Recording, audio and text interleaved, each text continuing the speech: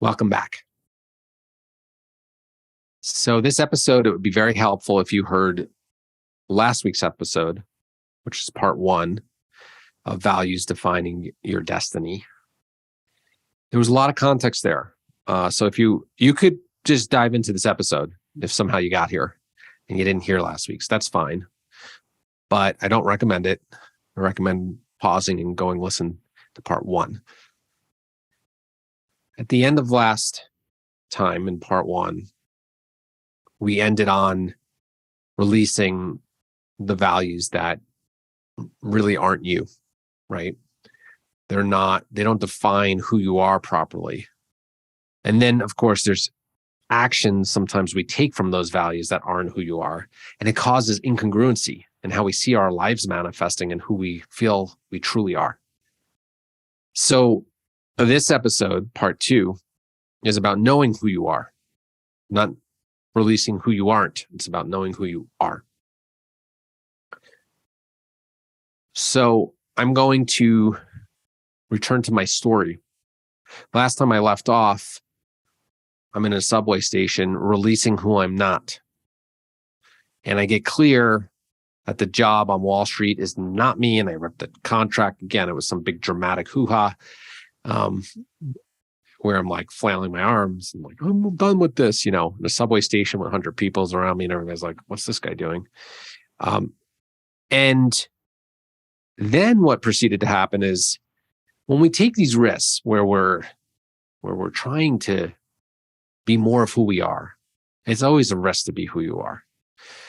People don't like to admit that, right? Like, sure, you could say to yourself like, oh, I'm just going to be who I am. And I don't care what other people think and all that. But, in reality, anyone who's being who they are taking a risk, because when we're ourselves, we have a unique value system. And so some people are not going to like us. Some people are not going to agree with our values. People are not going to like what we're doing. Some people are going to love what we're doing. And being who you are is a risk when you start to really organically allow yourself to become more and more of who you are. There's a risk there. My first risk there was like I had to call my father, who was super, super really invested in me taking this job. And this was a very scary conversation for me. He supported my education in college. And so I had felt like I owed this to him, right? And kind of did in some way. I mean, on some level. And so I had to call him and let him know I'm not doing this thing. And this was hard for me. This was super hard because what I was basically saying to my dad is like, I'm going to become who I am. And I don't even know if that's going to lead to any version of success that I know about right now or that you know about. I have no idea where this is going to go because what I do know is what I'm not in this moment, right? I didn't know who I was in that moment. I knew what I wasn't in that moment. And so I had this conversation with him. It went very poorly. It was the first time I ever heard him cry and in my whole life. And I got it. Like I understood where he was coming from and it was really hard for me. But it was good for me too. In reality, it was really good for me because I had to take a stand for who I was, even though I was in that moment, that was the most disappointing thing that has happened at that point in time for me and my father, for him. And that was important for both of us probably, and for me to be like, I'm going to do this anyways. I'm going to become myself anyways, even if I'm disappointing my dad. And then I had a talk with my mom, which was also similar. But it started with my dad. And there's some backstory of why it started with my dad around the job. So that happens. So the aspect of this is it's a big risk to be ourselves and to find our own value system. It absolutely is a big risk. And there are situations, okay, systemic situations. There are people and marginalized groups and where taking that risk is even more risky, physically risky. And sometimes not even the best move sometimes because it's like life or death, right? So being ourselves can be very risky. But in this type of conversation around career and around values. The risk is, it might be that I don't have much money. It might be that I don't know what I want to do in my life. I might be floating around, but the risk was tolerable enough that I did it. And for some people, it's not. And actually, for many people, it's not, right? When you look at the statistics around people in careers and getting stuck, again, most people feel stuck. So they can't really feel as if 75% feel stuck professionally. So they don't feel that they can take that risk. And there might be a reason that they can't take the risk. But a lot of times the reason is they don't feel they can take the risk. But there's also an opposite statistic, which is very interesting, which is that most people say they would take a big salary cut in order to work a meaningful job. Very interesting, but they don't do it. They say they would. So here we are. I'm now getting on a different bus to nowhere. I have no idea what I'm doing. I go up back to Vermont, where I was Massachusetts first, then Vermont, where I had friends, and I started living on couches for a while. And what happened to me, which doesn't have to take so long for many people, is that over time, because I took a stand for I will be myself, no matter what the cost, no matter what people think, I will be myself. What naturally arose was knowing who I was, and my values showed up fairly quickly, actually. It was a radical discovery process for me in those early years of, post this experience. And then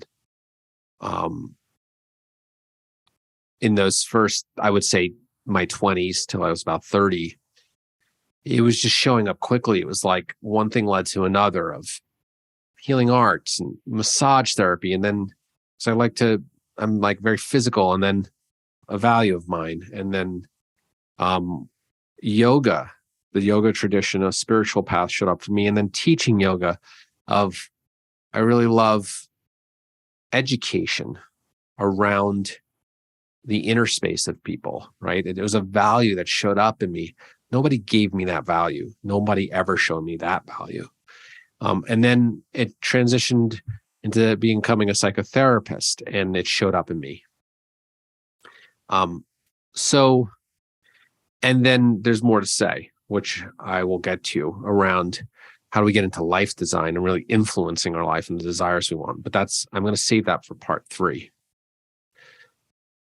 So where do these values come from?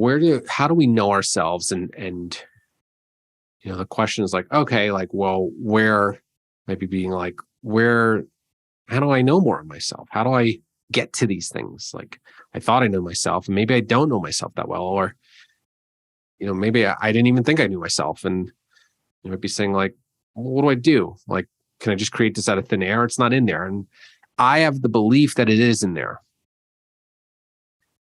So let's get into a little theoretical conversation now about this. So my first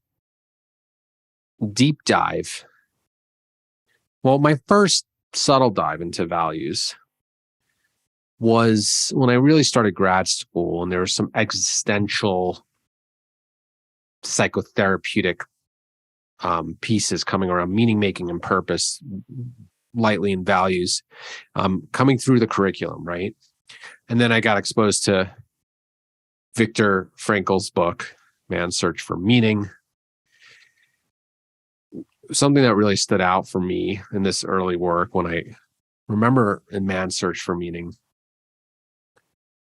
and he said something along the lines of, everything can be taken from you, but the way you choose to be, and I'm paraphrasing here, and your attitude and the way you choose to be can't be taken from you. And to me, this is a values thing. The way you choose to be and are inside yourself, and then the way you choose to act and align yourself can't be taken from you.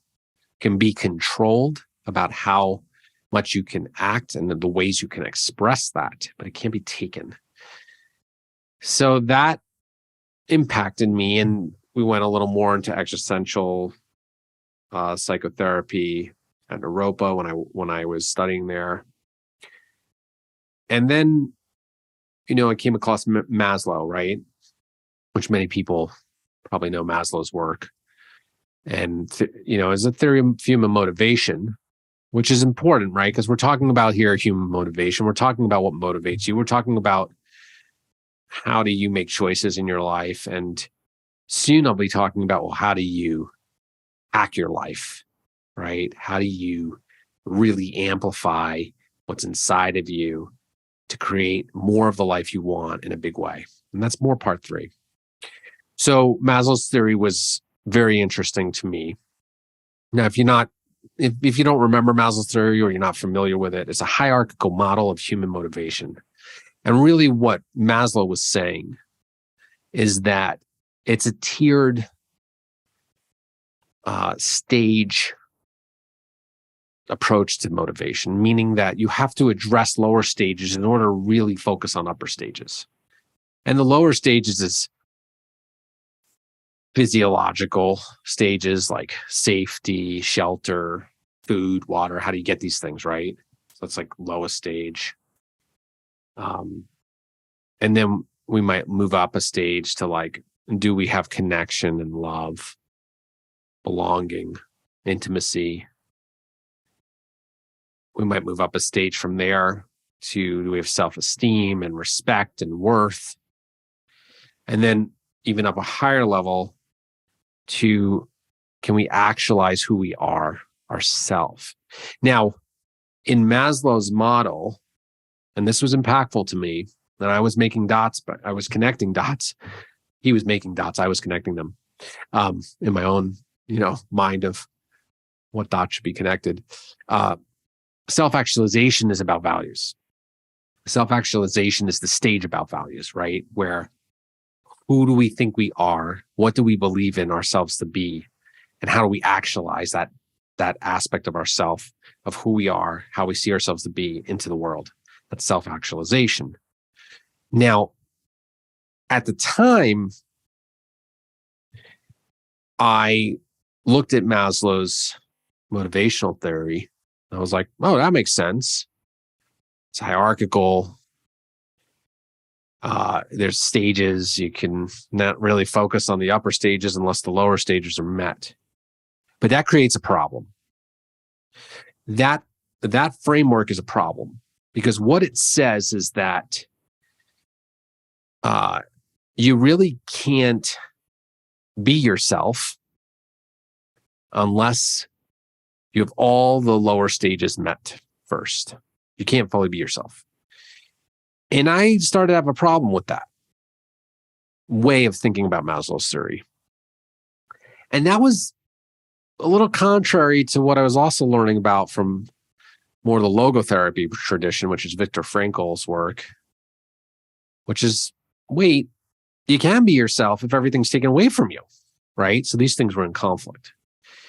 So what I started recognizing in myself, because it's not the way it went down for me, I didn't have much community.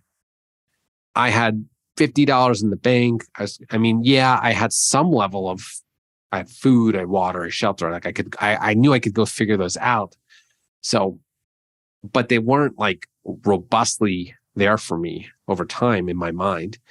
But I had a problem because I was like, but something else was calling me that weren't those lower stages that actually were in direct conflict. So what I came to see is that you might have to put more time, energy, and resources, and even money into lower stages for some people for their whole life. But you can never get away from the call from the stages above. And Maslow actually included another stage later, self-transcendence, which is connecting beyond the self. But you can't get away from those upper calls. And so what I started to realize is where you're supposed to go in life, which is your destiny. You will meet your destiny if you live your life in accordance with your values, what's important to you. You will move into your destiny and fulfill it. And that call is inside of you, yelling at you right now, all the time. It's like screaming at you. And maybe you're very integrated, right? And so it's more like you have a cheerleader there being like, you've got this. I see you've got this. Now go do this, because here's your values. Go do this, right? But if it's not that integrated, it's not a cheerleader, and it's more just shouting. Remember I said from the heavens, it's shouting down at you saying, come toward me. I'm yourself. These values are you. Just start to turn to the left slightly. You don't have to do something radical. Versus keep walking in the line you were in. Just make a slight turn here and walk toward me. And these will look like thoughts. And it's hard to differentiate these thoughts and what are from your value system at first. So I started to realize there's an inner voice, self-actualization, Maslow called it. That voice comes in and it's always there no matter what stage we're on in Maslow's theory of motivation. Wherever we're putting our energy, that self-actualization is always saying, well, just do this also. Okay, you need to go get some food and water. And remember, your value is you want to help people. I mean, one of my highest values is help people with their mental health, right? And okay, you got your food and water, and like, how can you help that person over there? They look like they're suffering. So that voice is coming in at all the times. Now, let's go a little further into values theory. So then my life, early 30s, I'm in my late 40s. I got introduced to, and if you've listened a lot to this podcast, you've heard me mention this from time to time, John DeMartini's work. I did a lot of training with him, and he is an interesting guy to say the least, but he's the polymath. Polymath is somebody that has studied many disciplines deeply. So I think he's read over 40,000 books, but he spent a ton of time on understanding values. So I really learned some things, and I took values trainings with him and all kinds of stuff. And I started to understand that what really made sense to me is that it's not just that we all have a set of values in us, right? Like you might be like, yeah, I get this. Like I've got values. Compassion's a value of mine, and I like to have that play out in this activity here and there. And I've got, this other value over here of whatever, helping I've got a value of respect, and it plays out in this activity. Like you might be like, yeah, I've got my values. But what I started to understand here is that it's not just that we have values in us that are our own. It's actually that they're really categorized. There's a system of categorization, and that's who we are. So for one person like myself, the value of helping the world deal with the mental health crisis on this planet, which, talk about statistics, if you look at that statistic, I mean, if we look at the US alone, 1 in 4 Americans right now are on psychiatric medications, 25%. And that number has gone up. It keeps rising, okay? Over 300 million antidepressant prescriptions in 2021. So my value so the mental health crisis is real, and I have had a growing value around my work is to help deal with that situation. I know it could be better on this planet. I know we can experience this better. I know that people can have overall a more meaningful and loving and powerful experience in themselves. There's a lot of structural things and political things, but I know that my work was helping the individual have tools to do that. So we have a hierarchy of these values in us where we're going to spend time in our lives. Okay. So I have a hierarchy. And, let's say that's one of my top values. I have another value around family and connection in family and partnership and intimacy and being with my child. And that's another value of mine. And it's high. It's up there with this value. So we have this hierarchy. And if we didn't have a hierarchy, we would never know how to spend our time. Okay. Again, you might be thinking hierarchical approach doesn't work for me. And it's not really like that. But the thing is that your time is based on choices. And sometimes it's based on things that we want to do. And sometimes it's based on things we have to do. But when we get into things we want to do versus things we have to do, it's based on a hierarchy of what's important to us, right? So that really helped me. And then I started to understand that every human has a different hierarchy. When you really go deep, deep, deep into values, right? And deep into the level of meaning making in a person and belief systems and the values behind that and all the different layers of that hierarchy, there's no two people alike. I mean, that would be the same human being, and there's not. So that awareness started to really wake me up of a really beautiful description of the meaning of soul, which is that every human being is unique and they have a unique set of things that are important to them in a certain order. So there's a lot of themes where, we end up getting in a community of similar values, and they're not the exact same values, but they're similar values. So that woke me up to being that's beautiful. If we can get people in touch with their unique values, and help them give the tools to act on those values, they're being more of themselves. Now, you might be going, the next question is, and this is important. You might be saying, well, yeah, but some values are dangerous. And look, in humanity, we've been pretty shitty to each other for a long time. We've hurt each other. We dominate each other. We abuse each other. And that's just our values. Why do we want to get everyone in touch with their values? A lot of people don't, not kind. So this comes to another part of some theory here for me. I don't believe that mostly comes from people being uniquely in their values. Okay. So sometimes it might, but not, I don't think that people are, when they're really in their values, are really abusive to each other. I don't think that comes from values. So it comes from a hierarchy of values. So let me differentiate something here. And this is about behavior. When we talk about human motivational theory, and part 3 will be about life design, what actually dictates behavior. And then you could look at success and how does one person get successful in a certain form, and another person is having trouble with that, getting successful in that form, whether it's a certain career path or whatever. This has mostly been about career.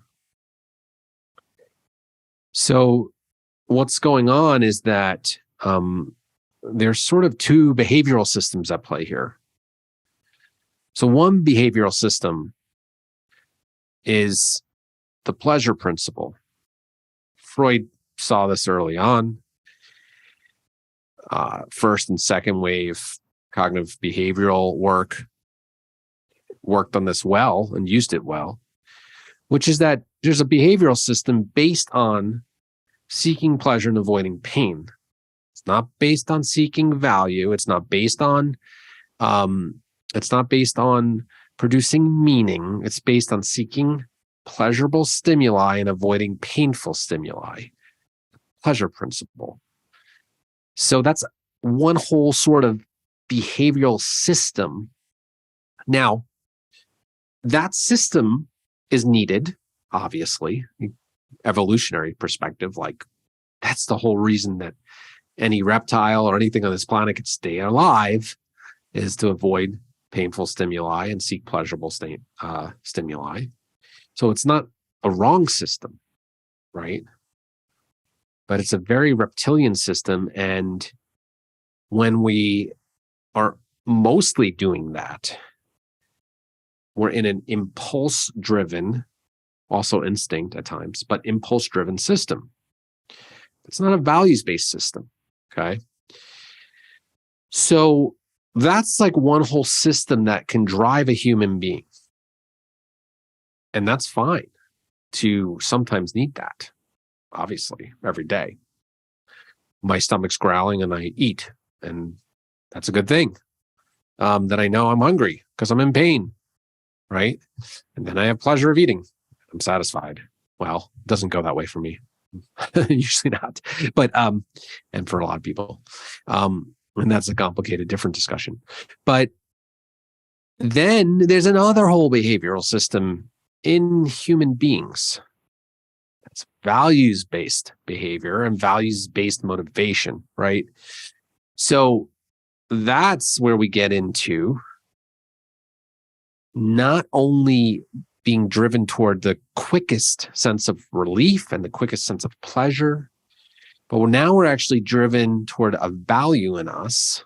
My value has become one of my top values, has become helping to alleviate unnecessary mental health issues.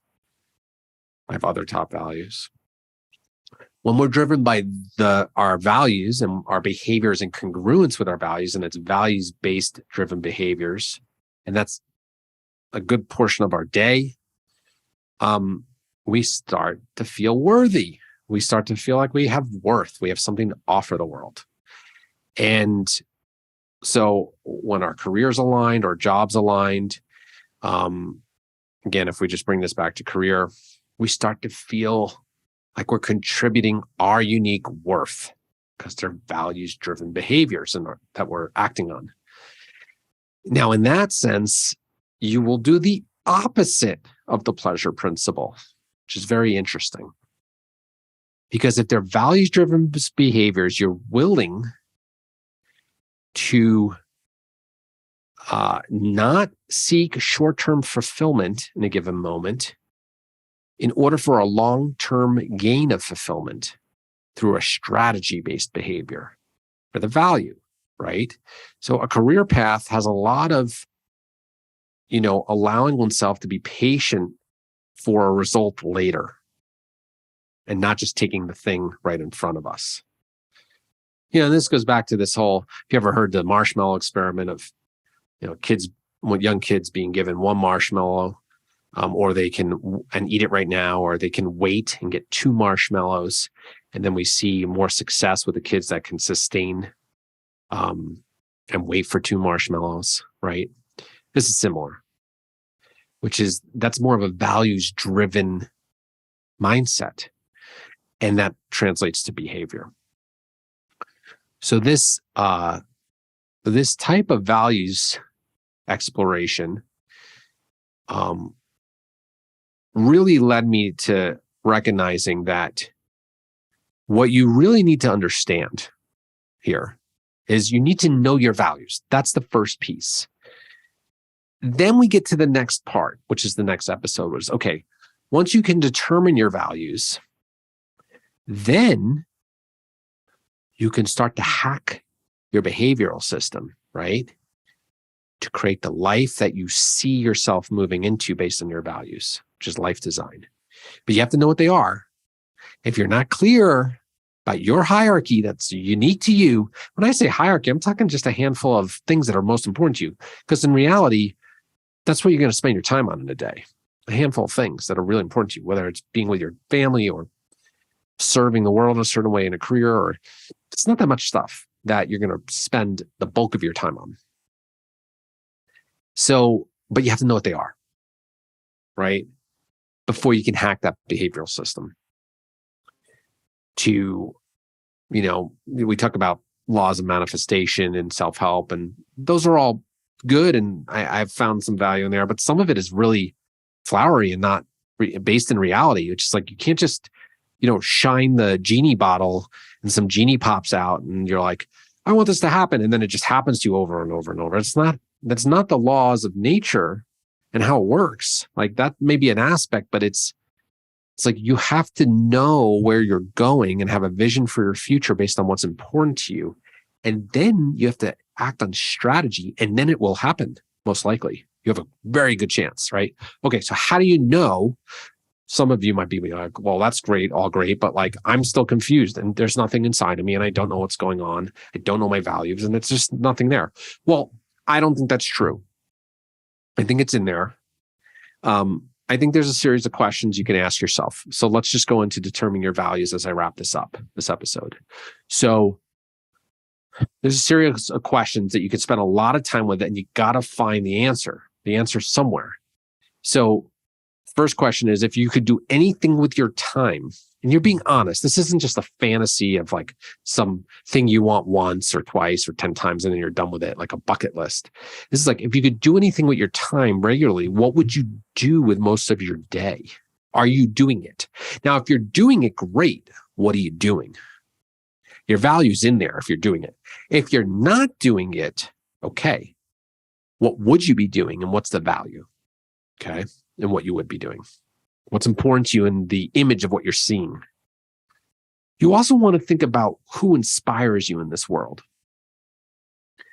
For most people, for some people, it's like a parent.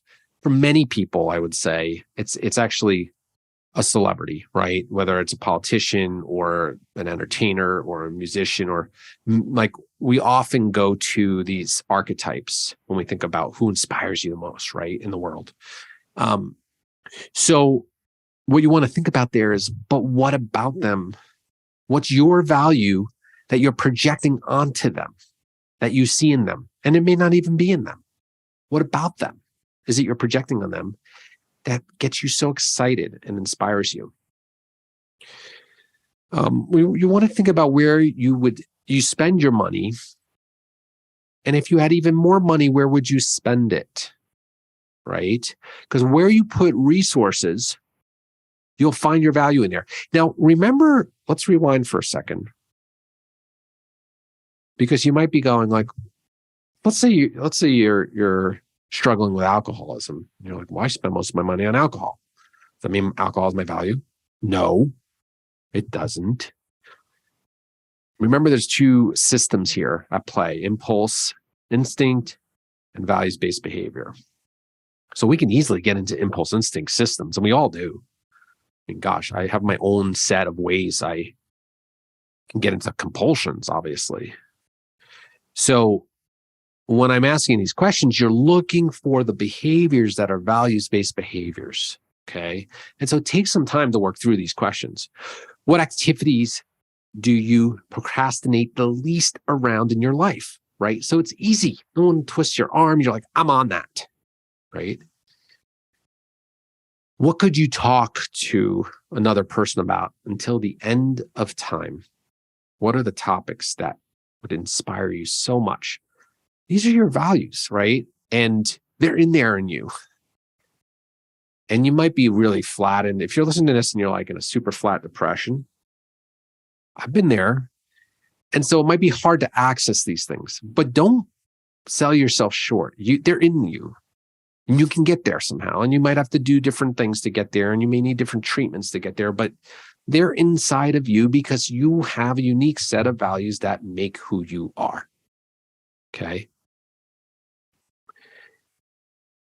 So I'm going to leave you with 5 questions because those 5 questions are very, very important.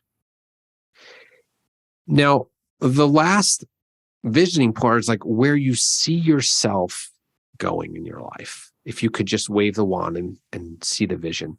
Now, you have to know your values for that vision to crystallize. or you'll just have a lot of fantasies. If you don't know your values, you will fantasize through an impulse instinct behavioral system that's at play inside of you, and you will fantasize about all kinds of things that will give you amazing amounts of short-term relief with very little long-term gain. That's not the values-based system that sees the vision for your life of where you're going in your destiny. That's your impulse instinct system, because you don't know your values and you're like, where do I get my next dose of pleasure? Because I'm uncomfortable that I don't know my values. So you just have to tease that out and work with that. And those are pretty easy to know. I mean, we know what those fantasies look like. They're impulsive fantasies. They're, hedonistic. And I'm not saying that's bad when I say that word. I'm just saying that you'll recognize them because you're seeking fulfillment through the highest dose of pleasure you can imagine. And the thing is that you will have an experience of happiness in that moment, but not fulfillment. Fulfillment means you feel full and it extends over time.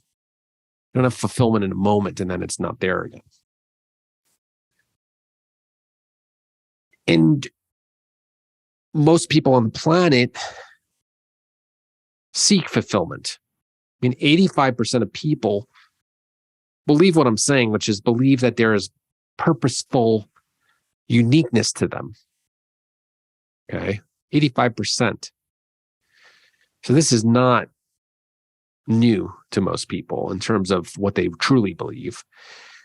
And, research shows when you have congruence in your behavior and you can feel you're living a purposeful reality, an ever-increasing purposeful reality in some way.